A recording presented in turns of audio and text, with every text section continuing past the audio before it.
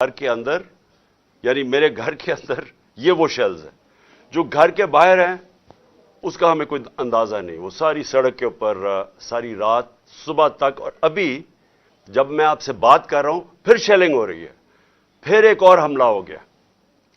تو میں اپنی قوم کے سامنے ایک سوال رکھنا چاہتا ہوں کہ یہ کون سا میں نے اتنا بڑا جرم کیا تھا کہ میرے گھر کے اوپر حملہ، کبھی کسی پولیٹیکل لیڈر کے گھر کے اوپر اس طرح شیلنگ نہیں ہوئی.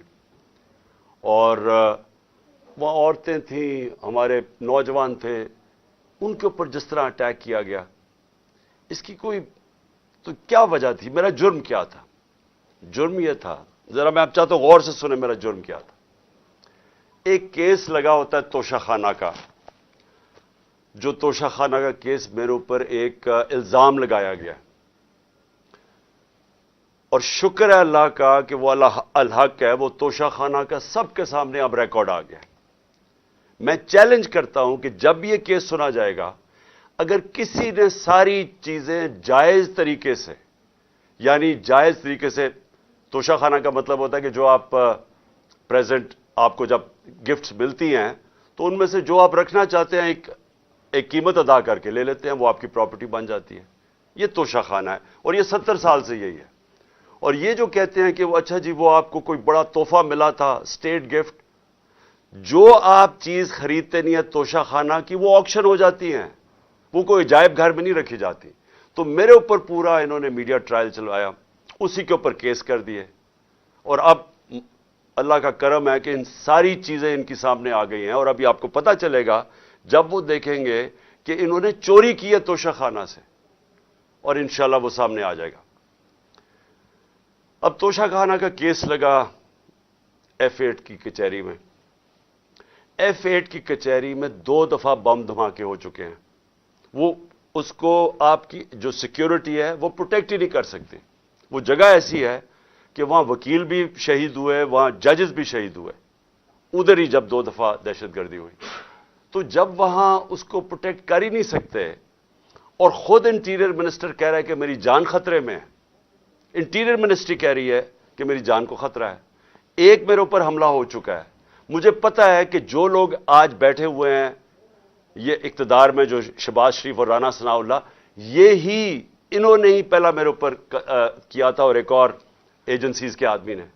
اب وہی پاور میں بیٹھے ہیں، خطرہ ان سے ہے.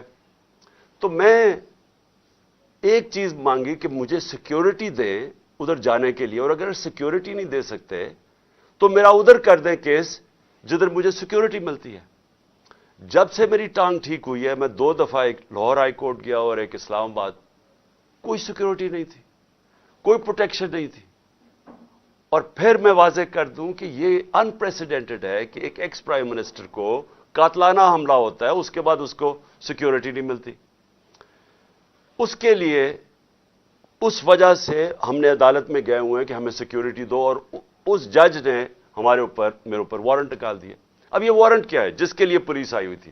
میں یہ ذرا سارا آپ کو سمجھانا چاہتا ہوں کہ یہ جو ساری ابھی بھی شیلنگ ہو رہی ہے، یہ پولیس کا اور کوئی کام نہیں ہے، پوری فوج کی فوج آئی ہوئی ہے، رینجرز آئے ہوئے ہیں کہ اس طرح کوئی دہشت گرد یا زمان پاک میں بیٹھا ہوا ہے. وارنٹ صرف یہ تھے کہ آپ کو پولیس عدالت میں پیش کرے، یہ ہے وارنٹ. جس عدالت میں اس لیے نہیں جا سکا کیونکہ سیکیورٹی کا ایشو تھا، عدالت نے پیش کرنا، یہ پولیس نے وہاں پیش کرنا تھا. رات کو جو پریزیڈنٹ ہیں لاہور ہائی کورٹ کے بار کے، اشتیاق خان، انہوں نے شورٹی دے دی. ان کو میں نے آتھرائز کر دیا، انہوں نے شورٹی دی کہ وہ جو میرا اپیرنس ہے ہائی کورٹ میں وہ گارنٹی کرتے ہیں. 18 کو انہوں نے شورٹی دے دی میں ہائی کورٹ میں پریزنٹ ہوں گا. تو جب انہوں نے شورٹی دے دی تو وہ پولیس آفیسر جو مجھے اریسٹ کرنے آیا تھا اس کو شورٹی مل جاتی، وہ کیس اس کو انتظار کرنا چاہیے. تو میں نے فیصلہ کر لیا کہ میں عدالت جا رہا ہوں، اس لیے تو وہ آیا تھا مجھے اریسٹ کرنے. اور یہ قانون ہے، یہ جو کوڈ آف کرمنل CCP جسے کہتے ہیں کہ کوڈ فار کرمنل CRPC، جو کوڈ ہوتی ہے جو جس کے تحت یہ قانون بنا ہوا ہے، اس کا سیکشن 75 کہتا ہے کہ یہ اگر کر دیں تو پولیس آپ کو اریسٹ نہیں کرتی. تو وہ رات لے کے پھر رہا اشتہا خان یہ اب شیورٹی, اور پولیس والا ہی نہیں مل رہا. وہ کیوں نہیں مل رہا؟ کیونکہ انہوں نے فیصلہ کیا ہوا تھا میرے اوپر یہ اٹیک کرنے کا. اب یہ میں آپ کو دکھا رہا ہوں کہ یہ صرف شیلز نہیں ہیں, یہ گولیاں آپ کے سامنے ہیں. یہ گولیاں چلائی انہوں نے یہاں. یہ گولیاں چلانے والے ایک آدمی کو عدالت میں پیش کرنے کے لیے نہیں آتے. ان کے عزائم, یہ جو اوپر سارے بیٹھے ہوئے ہیں جنہوں نے پہلے ہی مجھے قتل کرنے کی کوشش کی تھی, ان کے عزائم یہ نہیں تھے کہ عمران خان نے یہ عدالت میں کہ وہ کہہ رہا ہے کہ میں پہنچوں گا, اس کے باوجود یہ حملہ کر رہا ہے اور ابھی تک حملہ ہو رہا ہے. ان کا مقصد کچھ اور ہے. لندن کے اندر پلان بنا, وعدے کیے گئے نواز شریف سے. وعدہ یہ کیا گیا کہ اگر ہمیں بیک کریں گے تو میں آپ کو یہ کر کے دوں گا, جس میں عمران خان کو جیل میں ڈالوں گا, پی ٹی آئی کو ختم کروں گا, نواز شریف کو سارے کیسز ختم کروں گا. یہ پلان تھا پورا. یہ پلان بڑی دیر سے پتہ ہے, میں بتاتا جا رہا ہوں آپ سب کو. اس پلان کے تحت یہ گیم چل رہی تھی. کیوں میرے ورکرز اس طرح, جس طرح انہوں نے یہ دفاع کیا زبان پاک کی, میں تو کیا ان کو 2 دفعہ کہا, میں نے کہا دیکھو یہ میں کوئی انتشار نہیں چاہتا, میں چاہتا ہوں میں چلا جاتا ہوں, بیگ میرا پیک تھا. لیکن سارے کارکنوں کا کیا مسئلہ تھا؟ ان کو پتا تھا کہ جب سے ہماری حکومت گئی ہے ہمارے لوگوں کو تشدد کیا گیا جیل میں. کسٹوڈیل ٹارچر کہتے ہیں اس کو. جیل کے اندر تشدد کیا گیا. اعظم سواتی, شہباز گل, ہمیں پتہ ہے ارشد شریف سے کیا ہوا, ہمیں پتہ ہے سوشل میڈیا کے لڑکوں سے کیا ہوا, اور ہمیں پتہ ہے کہ وہ درویش, وہ جو اسپیشل انسان تھا جس کے پاس پیار کے علاوہ کچھ تھا ہی نہیں, ذل شاہ سے کس طرح انہوں نے اٹھایا اور اسے تشدد کر کے قتل کر کے سڑک پہ پھینک گئے. تو وہ سارے فکر کر رہے تھے کہ دیکھیں اگر انہوں نے یہ آپ سے لے گئے ایک دفعہ آپ کو, تو یہ آپ سے بھی یہ کریں گے. اس لیے انہوں نے رات سے وہ مقابلہ کر رہے ہیں ان کا, صرف اس وجہ سے. سو میں آج یہ پوچھنا چاہتا ہوں, میں وہ جو اپنے آپ کو نیوٹرل کہتے ہیں ان سے پوچھنا چاہتا ہوں کہ مجھے یہ بتائیں کہ رینجرز کو بھیجنے کا کیا کام تھا؟ میرے دیوار کے اوپر رینجرز چڑھ رہے تھے, اندر آنے لگے تھے. یہ میں کون سا جرم کیا کہ رینجرز کو یہاں اٹیک کروایا میرے اوپر؟ اور جب رینجرز اور ہمارے لوگوں کا آمنا سامنا ہوگا تو کیا کوئی قوم سمجھے گی کہ ہماری اسٹیبلشمنٹ نیوٹرل ہے؟ اور کیا یہ کرنا چاہیے کہ رینجرز یعنی فوج کو اور عوام کا آمنا سامنا کروانا چاہیے؟ جب ٹی ایل پی آ رہی تھی اسلام آباد کی طرف تو مجھے تب آرمی چیف نے کہا تھا کہ ہم بالکل فوج کو سیولینز کے سامنے نہیں لے کے آئیں گے. تو اب کیوں آ رہی ہے؟ کیا وجہ ہے؟ کون سا جرم ہے؟ کیا جرم کیا میں نے؟ اور کیا وجہ ہے کہ اس طرح کی بے دردی سے, جس طرح کا ابھی تک سب کو یہ جو شیلز مارے گئے ہیں, گولیاں چلائی گئی ہیں, یعنی یہ کیا جمہوریت ہے؟ کیا ہم نے کبھی ہمارے 3.5 سال میں کبھی کسی کے اوپر 3 لانگ مارچز تھیں, پروٹیسٹ تھے, کیا ہم نے کبھی کسی کے اوپر یہ کیا؟ تو یہ کیا وجہ ہے؟ اس کے پیچھے کیا ہے؟ ہم سب سوال پوچھ رہے ہیں, ہم سب حیران ہیں کہ اس سب کا مقصد کیا ہے؟ چاہتے کیا ہے؟ کیا یہ وہ ساری وہی ایک تسلسل ہے کہ کسی طرح تحریک انصاف کو دیوار سے لگاؤ, لیکن اس سے بھی زیادہ عمران خان کو مائنس کرو بیچ میں سے, اس لیے پکڑنے آئے تھے؟ اور دیکھیں میں آج اپنی ساری قوم کے سامنے کہہ رہا ہوں کہ دیکھیں میں نے پوری کوشش کی ہے جب سے میری گورنمنٹ گرائی گئی ہے کہ کوئی میری وجہ سے اس ملک میں انتشار نہ ہو. ہم نے سارے پرامن 70 جلسے کیے, سب پرامن.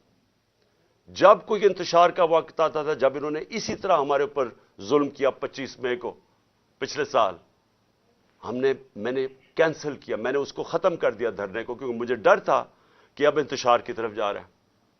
اس کے بعد 26 نومبر لاکھوں لوگ جمع تھے وہاں اس وقت پنڈی میں.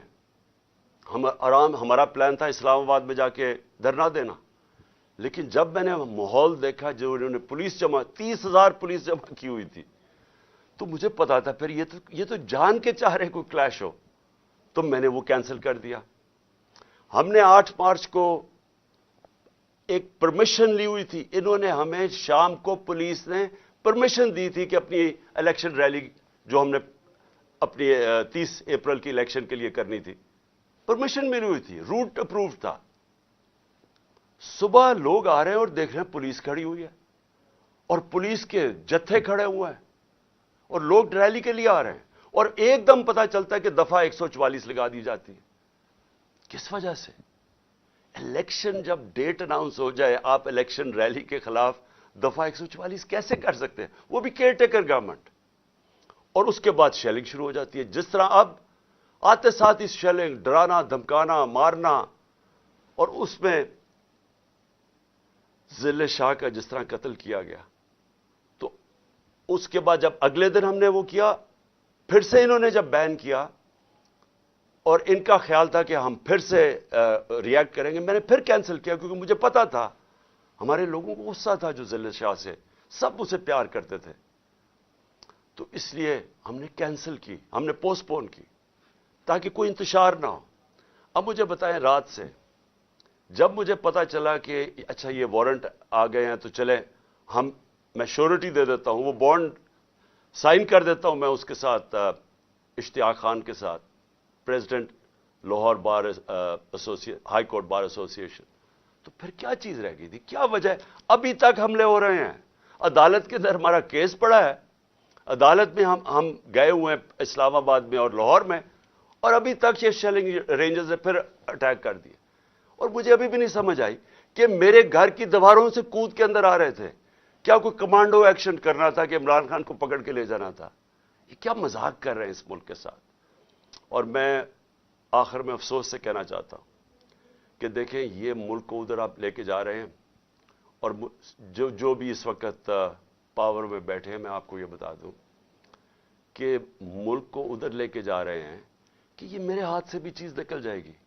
اب یہ جو لڑکوں نے, یہ تھوڑے سے تھے, جس طرح انہوں نے وہاں کھڑا ہو کے ٹیئر گیسنگ سب کے باوجود, اتنی بھاری پولیس کی نفری اس کے سامنے کھڑے ہوئے ہیں, صرف اس خوف سے کہ چیئرمین کو اٹھا کے لے جا کے یہ پھر جیلوں میں تشدد کریں گے. اور خوف یہ ہے کہ انہوں نے قتل کرنے کی کوشش کی تھی اور یہی اب جیل میں لے کے جا رہے ہیں. کسی کو اعتماد نہیں ہے ان مجرموں کو, یہ جرائم پیشہ لوگ ہیں, کسی کو ان کے اوپر اعتماد نہیں ہے. تو میں سوال یہ پوچھتا ہوں کہ جو اس وقت اقتدار میں بیٹھے ہیں, جو پاور میں ہیں, جو پاور کنٹرول کرتے ہیں پاکستان کی, اور وہ یہ نہیں ہے یہ جو رانا ثناء اللہ اور یہ جو شہباز شریف ہے جن کے پاس پاور ہے, کیا کوئی فکر ہے آپ کو پاکستان کی؟ کیا آپ کو فکر ہے کہ یہ ملک جا کے در رہا ہے؟ کیا آپ کو فکر ہے کہ میں اگر آپ جب بھی مجھے پکڑ لیں گے کیا ہوگا؟ جیل میں چلا جاؤں گا.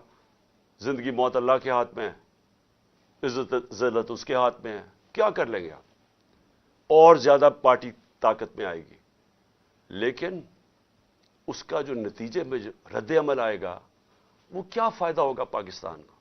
کس کو نقصان ہوگا؟ جس ملک کی معیشت ابھی بیٹھ چکی ہے, بھی بیکاروں کی طرح پیسے مانگتے پھر رہے ہیں, ملک سکڑتا جا رہا ہے, مہنگائی آسمانوں پہ ہے. مہنگائی ایسی مہنگائی پاکستان کی تاریخ میں نہیں آئی. تنخواہ دار طبقہ پس گیا ہے. بیچاروں کے پاس اس وقت حالات یہ ہیں کہ ان کا 2 ہفتے کے اندر ان کے پاس تنخواہیں ختم ہو جاتی ہیں. اس ماحول کے اندر انتشار پھیلانا, کیا یہ کوئی پاکستانی سوچ رکھے؟ یہ تو کوئی دشمن ایسے کرے ملک کے ساتھ تو یہ ہمارے ہاتھ سے گیم نکل جائے گی. یہ جو حرکتیں ہو رہی ہیں, یہ میری, اب یہ جو باہر لڑکے ہیں یہ میری نہیں سن رہے. جب ان کے اوپر یہ انتشار ہو رہا ہے اور یہ جو شیلنگ ہو رہی ہے, وہ میری نہیں اب بات سنتے. وہ اب میرا کوئی کنٹرول ان کے اوپر نہیں ہے. اور جس طرح کی اب بمباری اور یہ سب کے ہاتھ سے نکل جائے گا. اس لیے میں کہنا چاہتا ہوں اپنی عدلیہ سے سب سے پہلے کہ دیکھیں, امید صرف اب ہمیں آپ پہ رہ گئی ہے. یہ جرائم پیشہ لوگ جو گورنمنٹ میں بیٹھے ہیں, یہ تو کوشش کر رہے ہیں کہ 80 کیسز کر دیے ہیں, یہ تو کیسز بڑھتے جائیں گے. یہ تو کوئی کبھی ایک عدالت کبھی دوسری عدالت, ان کی تو کوشش ہے کہ میں الیکشن نہ لڑوں, یا میں کسی جیل میں چلا جاؤں, اور یا سارا وقت الجھا رہا ہوں کیسز میں کہ کبھی ایک وارنٹ نکل رہا ہے. تو ہمیں تو صرف امید عدلیہ سے ہے, اور دوسری ہم امید لگا رہے ہیں اپنی جو اسٹیبلشمنٹ ہے اس ملک کی کہ کیا آپ کا انٹرسٹ پاکستان میں ہے یا نہیں ہے. تو یہ جو تماشا ہو رہا ہے اس کو بند کریں, ملک کا سوچیں. یہ جو بھی پلان ہے لنڈن کا, اس کے اوپر نہ کام کریں. یہ ملک تباہی کی طرف جا رہا ہے. اور میری اپیل ہے آپ سب سے کہ اب اس ملک کا سوچیں. آپ جن کا جینا مرنا اس ملک میں ہے, ہمارے تو کوئی باہر نہیں جانا, میں تو کوئی لنڈن نہیں جانا جس طرح یہ سارا ٹبر اٹھ کے چلا جاتا ہے یا دوسرا اٹھ کے وہ باہر چلا جاتا ہے. ان کی تو باہر پراپرٹیز اربوں ڈالر ہیں, ہمارا تو جینا مرنا یہاں ہے.